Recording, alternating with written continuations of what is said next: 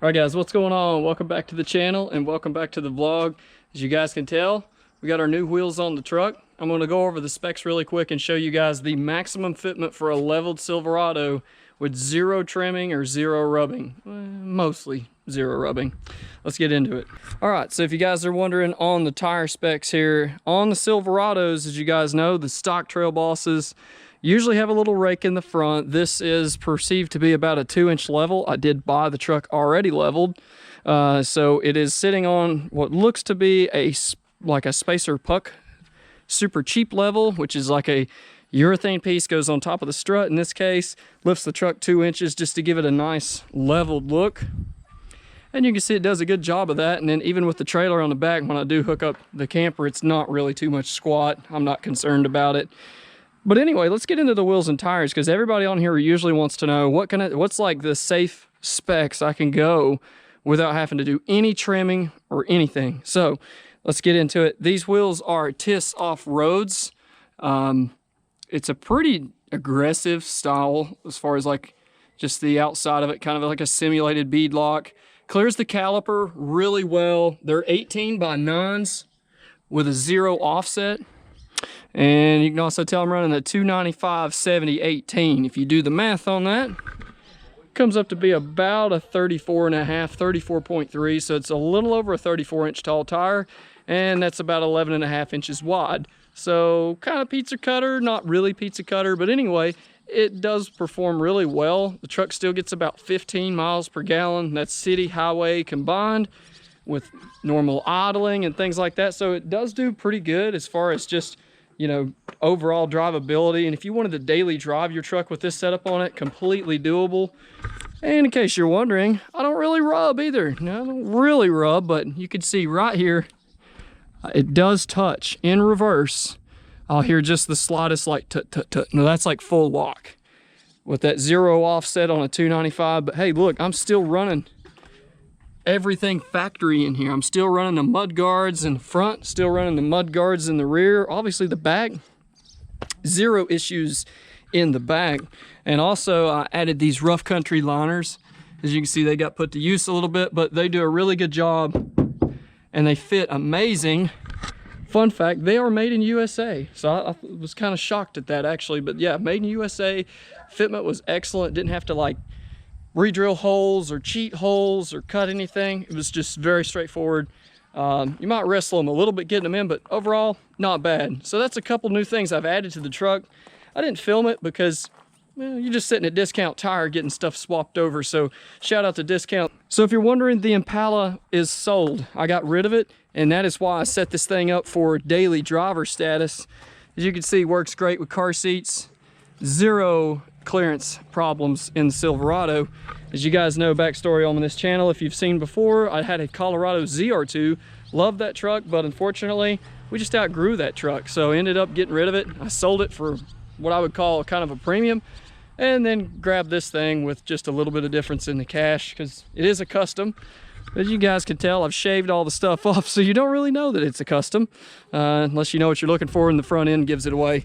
But also painted my HDMI ports black with some high temp engine paint. Used a ton, and it worked really well actually. I think for rattle can, that turned out awesome. So one more quick thing, if you're wanting to do that to your truck, pretty easy to do. These mud flaps here come out, they just pull loose. Got a couple bolts that holds them in, and you can access those tips that way. If you don't, I suspect you will probably have a really hard time getting them out. Very inexpensive modification you can do to your HDMI port to make it look a lot better and make it not look like an HDMI port. So anyway, let's pop the hood, go over the latest changes. Excuse the mess. We do have these all-weather mats from GM in here. Work truck stuff, but yeah, as you can tell, does a great job. You just vacuum it up, wipe it down, good to go. Trailboss, all custom in here, and by that I mean cheap, like me. So it is, it's cloth, but it's very comfortable. And this truck is utilitarian. It's to the point. Everything in here is simple. It's easy. There's no giant screens. It does truck stuff. You can drive it every day. You don't have to worry about all kinds of fancy gadgets and gizmos blowing up and software and none of that. Simple. Kind of like those trucks. Very simple. Simple and simple. But anyway, yeah, kind of going back to the grassroots of what a truck should be. I'm not going to get into that because everybody here is going to have their own opinion with the LT. Don't get me wrong, I do like the newer trucks and I like the LTs. I love the fact that they have all that convenience and comfort, but I'm cheap. So I paid as much cash as I could for this and ended up pretty much financing nothing. Underneath the power barn here, got rid of the massive honking box, I think, and ended up just kind of cleaning things up a little bit. Went with the K&N tube and the filter, using the drop-in stock housing and all that. We're not going to get crazy with this thing, but it does clean it up and get rid of that stock air baffle that was right here. That thing's super annoying. Next thing we're also going to look at doing is getting rid of this stretch belt, going to the 6.6 front pulley system, which is just changing out the pulley and the belt. Simple modifications here, nothing crazy. Do have a catch can in here too. Went ahead and used the Mishimoto. Reason I went with them, you could tell the bracket here, it picks up both bolt holes, and I don't know about you, but 2 is better than 1. So you are going to pay a premium for that, and you can go to Amazon and probably laser cut, water jet, or whatever, make your own bracket, obviously. But I went all out because that's just what I do. Kind of pulled it back here away from the harness. I didn't want any issues with that. But yeah, other than a dead battery, that's the only issue I've had. Truck's been flawless, literally flawless. If you do get a battery that gets weak in this truck, it's going to start doing some really weird stuff. Your fuel tank may show almost empty when you start it up. Things on the infotainment, even the small screen will start to glitch. You may notice a click and then it'll start. These trucks are really good about not letting you know that the battery's going out. It just kind of goes. And by that I mean stranded. So that's pretty much what happened to me. I got one more crank out of it and I immediately drove to an O'Reilly's. Shout out O'Reilly's, hooked me up. Obviously, really good battery, went with an AGM. So that's the only issue that I've had over the past 5,000 miles. And that being said, one other important thing, which is what we're gonna get to in today's video, we're gonna install one of the most important modifications you can do to a leveled Silverado today. As you guys can tell, we got ourselves a pair of Cognito control arms. So unboxing them, which I already kind of did, but very heavy duty, one-piece design, comes with an improved ball joint. I'd say it's a heavy duty version. I don't know the specific specs on this bad boy, but it is way beefier than your stock control arm, and they do a very good job packaging it. Granted, you're probably wondering what the zip ties are for. That's for your brake wear indicator sensors, brake lines, things like that get relocated. There's the other control arm. They do a great job packing, by the way.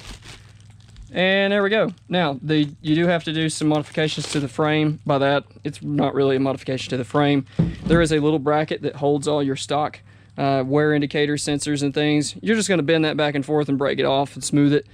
Not a big deal. So anyway, shout out Cognito. Got me these arms in 3 or 4 days.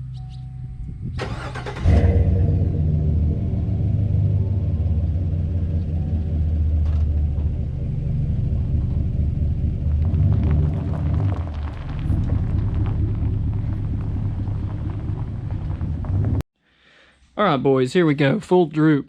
Got the wheels off. As you guys can see, that ball joint is under a tremendous amount of pressure. So what we're gonna do now is start taking all this rig off, your lines for these brakes, wear indicator sensors, the bracket for, in this case, our brake hose. All this has got to come off. And then there is one bracket up here. I'll show you guys. I think it's that one right there that we have to get rid of, because the new control arms are going to allow for more droop. So this bracket we're going to do a delete on. You can see it right there. That's the one you're going to want to get rid of. I don't know if I can do this without taking the strut out. We're going to give it a try, but the bolt for it, hard to see. It's back in here. It's going to be super, super tight to get this off of here. But anyway, if you guys have been living under a rock, I'll go ahead and educate you. These trucks leveled. So these trucks leveled are really notorious for just snapping ball joints, because obviously when you level the truck with the spacer lift, you're just stressing, you know, the factory lift out. It's basically like the suspension's in full droop all the time, so to speak. Not really, but kind of. So anyway, what that does is it adds stress to the ball joints. So you're just riding around basically hoping. It's not really if it'll fail, more of when it'll fail. Now, you ZR2 guys, if you're watching this, you're not going to have this problem probably. And also the ZR2 Colorado boys, you're also not going to have this problem. But Silverado boys, listen up. This is a big meaty boy right here. So you can get these control arms. Obviously, I went with Cognito because American made and just higher quality. Honestly, this is probably the best one you can get besides maybe Bilstein, Rough Country. There's some other guys that make them. They're all going to do the same thing, so just whichever flavor you guys want to use, go for it. Anything's better than stock. So one other thing, you're probably wondering, why'd you take this Trailboss wheels off? Well, it wasn't really because I didn't like them. It's because of the offset. So when you go to these control arms, what you're going to find is the stock offset on these trucks won't accommodate the control arm. And some of you guys are probably going to say, use a wheel spacer, they're fun. I'm not a wheel spacer guy. You'll never convince me to be. That's just straight up dangerous. No good. Not going to run wheel spacers. So what that requires you to do is run at least, what I can see is about a bare minimum of a 0 offset wheel. Those wheels. So that's why I ended up buying the TIS off-road. You can choose any flavor wheel you want, but just make sure you go 0 offset. And if you stick with 18x9 in this case, you can even reuse factory tire. So you guys that are leveled on a stock tire, also if you're wondering, 295/70 18 wheel clear with just a puck and no control arm. It's like this close, but it will clear. Now, what would that do in full droop? I'm not sure, but I'm not going to risk it. I've got less than 5,000 miles on this truck since I've owned it, and I'm immediately tearing into it with these control arms. So anyway, let's go ahead. All right, so I want to show you guys something real quick that we found that is wrong with the Cognito instructions. So they're going to tell you to loosen up this bottom ball joint. Like, they're going to tell you to loosen your lower sway bar end link from down here. That is a huge no-no, because what happens is you turn this is locking, this guy just starts spinning, and this guy goes whee, and you're just stuck, right? So most of your average Joes probably, you know, it could be a bit of a pain to get something up in there, to get on that, to turn this, unless you have an offset box. And for us, we didn't really have the best offset box. We had standard stuff, not metric. Shame on us. But anyway, that's gonna be something to add to the toolbox. So here's what we're doing to take this side loose. As you can see, got a box on there, got a ratchet on there, 9mm, 18mm, 6-point, we'll get it. And this is going to be super easy now versus before. Nothing against Cognito, but I think we found a better way, because you could ugga-dugga this too if you wanted to save more time. And once you get it all the way out, you also don't run the risk of stripping anything, like using a pipe wrench or adjustable. We tried both, and this method here seems to be the way to do it. And here you go. Now you're probably wondering, oh, it's stuck. Okay, pry bar. And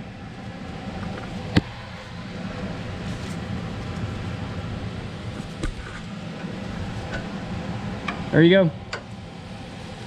Now, control arm is going to be free to move a little bit more, and you're not going to fight side to side.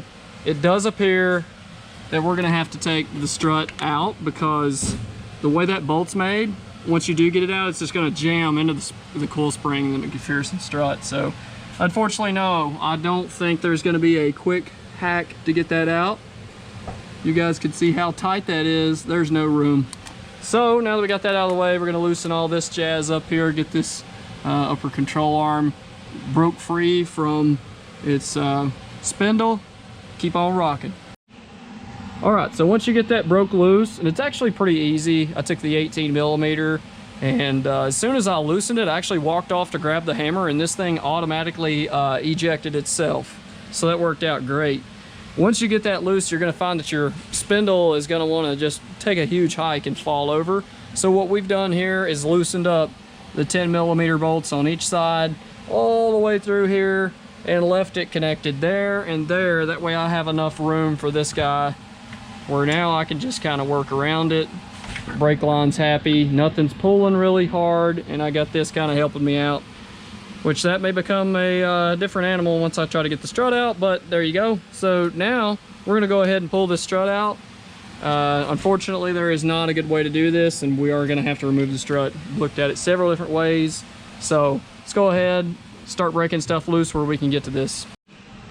All right, so painfully got those 18 millimeters out of the top, and the best way to do it is take yourself a pry bar, and you can pry on that, and that'll give you some access to get to those bolts.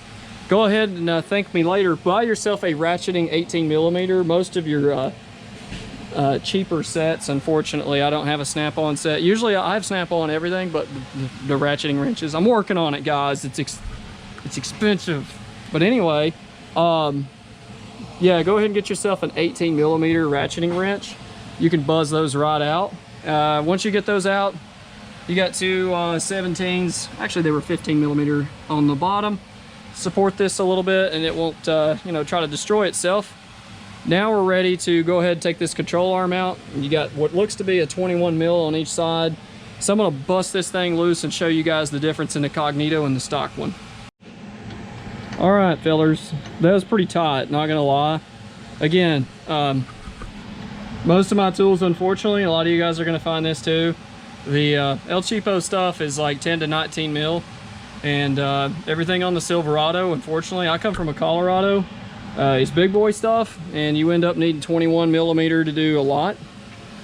So I've got this ready to come out. Hopefully this don't hit the floor.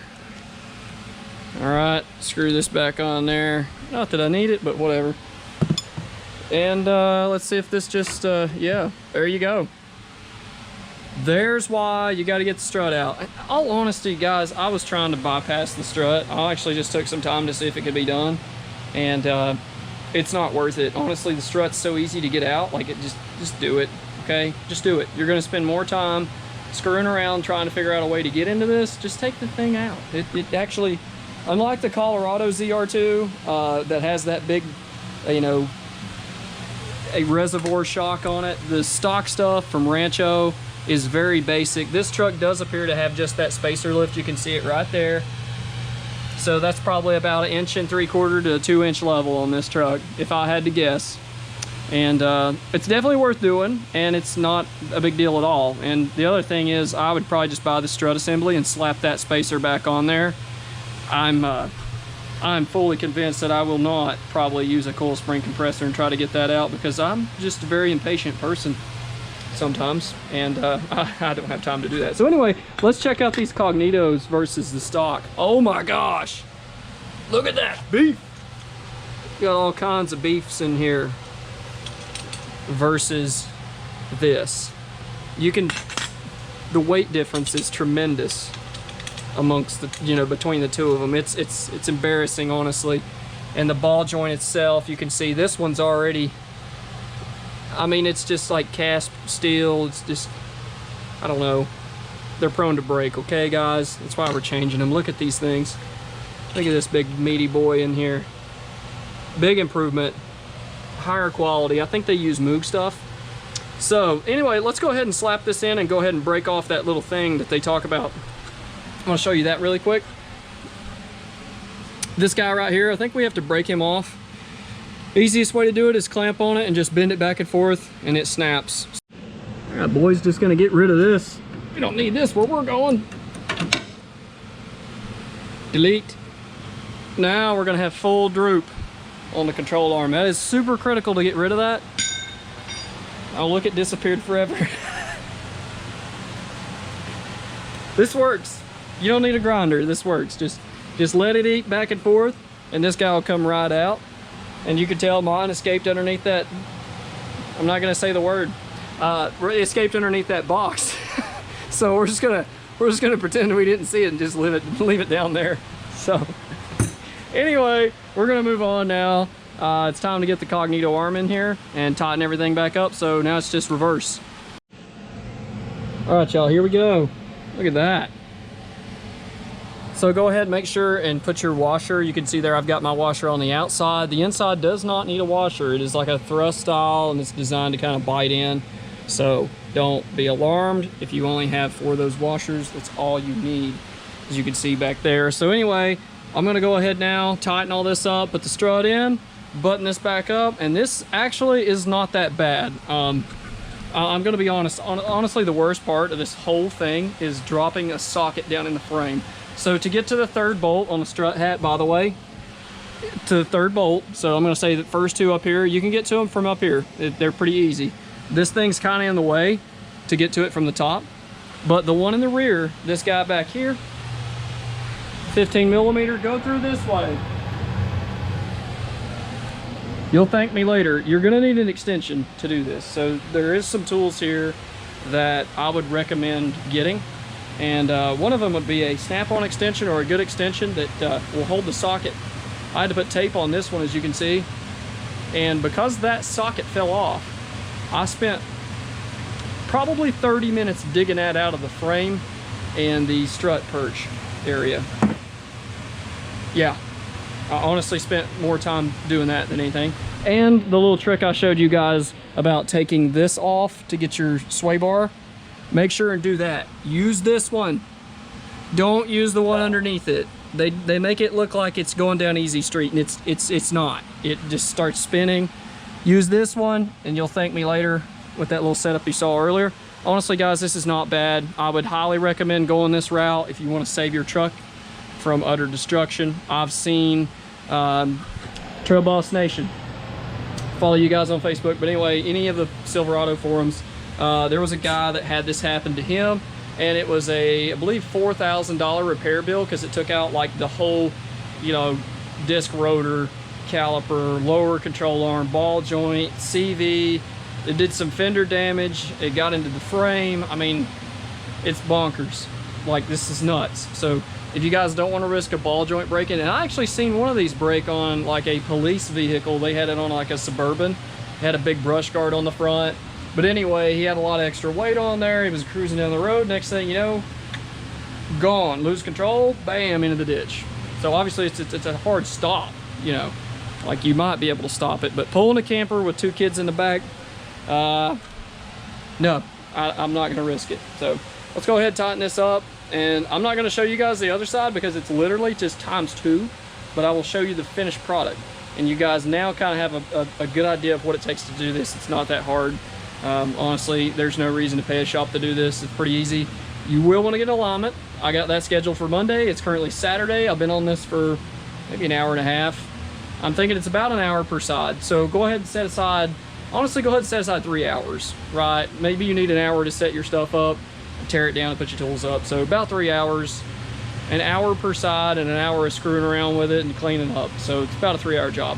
So anyway, I am going to get started on finishing the rest of this up. I'll catch up with you guys in just a second. All right, boys, there we go. Got the Cognito upper in there. Everything is buttoned up. Everything is tight.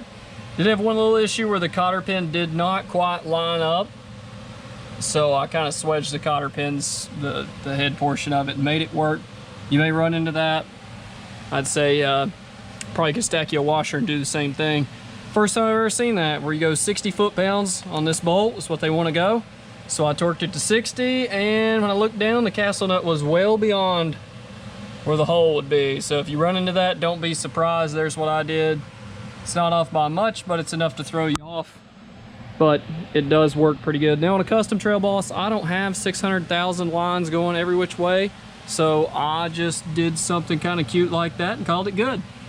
And that should do it. So this side is done, tightened up, ready to rock and roll. So I'm gonna go ahead and do the other side now. That really wasn't that bad, honestly. I spent more time just kind of fooling around than anything. But yeah, this is a huge improvement over stock, and it's gonna look great too when you get in a parking lot, you know, or out on the trail or wherever. Somebody kind of looks up in the inner fender well and sees that Cognito in there. Just looks good, man. I'm really happy with how this turned out, and you can see everything is just super nice. Fitment was pretty much dead nuts other than the drilled hole for the ball joint. That's the only thing I ran into. So anyways, let's go ahead and do the other side, and I'll catch back up with you guys here in about an hour. So it is the next day. I ended up having to take the wife out to dinner last night, so I had to shut it down, but I did get it right here ready to pretty much just bolt the wheel on. And one thing I want to show you guys is on this side and the other side, that bracket that you saw earlier I was pointing out to. You may have noticed it in the last little section of this video, but there was actually a bracket here that I removed. And I was looking at how could I change this up? And I ended up just deleting it. So what I've actually done here, and they give you zip ties in the kit, this is kind of a hint. Well, anyway, I unbolted all this stuff from the spindle so that way I could drop this control arm in. And by the way, this side was really quick. By not filming, I was able to do it in probably about 45 minutes. Once you do one side, the other side is extremely easy. This was super easy to reconnect by using the 9mm and the 18, working them together here, taking the sway bar, allowing you to work independently. That's a big thing. I was able to use, of course, I'm cheating here. I got a 2-post lift and also floor jack here for bringing this thing up. Also got transmission jack and tripods over there. So it does help having a few things. Again, if you're just in your driveway doing this, get it on jack stands and you can totally use a floor jack. Not a problem at all. You know, I'm old and lazy. So anyway, I did do something kind of neat here. So they give you a bunch of zip ties and they want you to zip tie all this stuff together. So what I did is actually, you're going to see a lot of this engine harness wiring loom. You're going to find this everywhere on modern vehicles or aftermarket. You can get this at an O'Reilly's, just ask for it. Just vehicle wiring harness, like a plastic insulator. They should have it in a massive roll behind the desk. I can't remember what I paid for this, but it wasn't that much. They sell it to a lot of commercial customers, but look how neat that looks now. The side's way easier than the passenger side. I don't know if it's just because you can access stuff a little bit easier. You're going to find there's a plastic structural piece that's inside that inner fender. It does make things a little bit tighter on the other side, so just be mindful of that. The passenger side, I'd say, might take you an extra 10 minutes. Where this side, you can reach these bolts. You could see them from here. It's so much easier to get into them. They're literally right there. The other side, yeah, I've got this structural piece that goes up and over the hat, and you kind of have to use a pry bar and work it back and forth. You don't have to worry about that here. So anyway, let's go ahead and throw the wheels on this thing, let it down, and hopefully the alignment is not completely whack. I don't think it will be, but definitely go get an alignment after you do this. So, all right, let's go ahead and throw the tires on. All right, so everything's tightened up, got the lug nuts torqued down. We're gonna go through a little test drive and make sure everything goes to plan, but I'm loving the way this looks when you come up on this truck now. You see those big Cognito arms on there, you know it means business. So as far as the stance on her, I don't think anything changed. Can't tell if like front's higher than the back or anything. I literally just set it off the lift, so I have no idea how it's gonna do. Let's see how the alignment looks. Right now, not bad. So let's go ahead and crank this thing up. All right, let's see how it drives. Boys, our alignment's pretty dang good. Actually, it's not even really pulling to one side. You can see the steering wheel is pretty much dead nut straight. We're still obviously going to need alignment. I'm definitely going to make sure that's right. We don't want to take any of that for granted, but so far, so good. Definitely very smooth. Of course, the truck, originally this truck is very smooth to begin with. And as you can tell, I'm driving in tow haul. I like the way it shifts in tow haul. Got a good tone to it. All right, boys, so there you have it. There's the Cognito control arm install and a little update video for you on the Silverado. Again, this is kind of a new build to this channel, and the goal for this is kind of to create a daily driver that can do a little bit of anything and everything. And so far, I'm up to about 50 miles an hour. It's very smooth. The truck is, of course, the truck's going to be smooth. It's mostly brand new, so. But again, no real change in it. The big thing here is eliminating that ball joint failure. That's what we was after. So I think we nailed it with this one. All right, guys, so that's going to conclude this install. I hope you guys enjoyed that video. I hope you learned something. Hope I gave you a little quicker way to do that. And definitely approve doing this 100%. Most certainly an upgrade for these trucks. So it's kind of a must-have.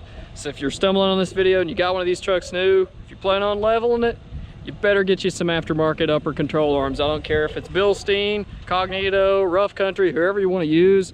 I chose Cognito because they're a made in USA brand, and they're honestly about the highest quality you can get. So guys, I want to thank you all for watching this video, and if you haven't done it already, go ahead and smash a like button and subscribe. We're going to do more Silverado stuff. Again, getting back into YouTube again, so I miss you guys coming back. Anyway, thanks for watching, and if you made it to the end, I appreciate you. So I will catch you in the next one. Take it easy.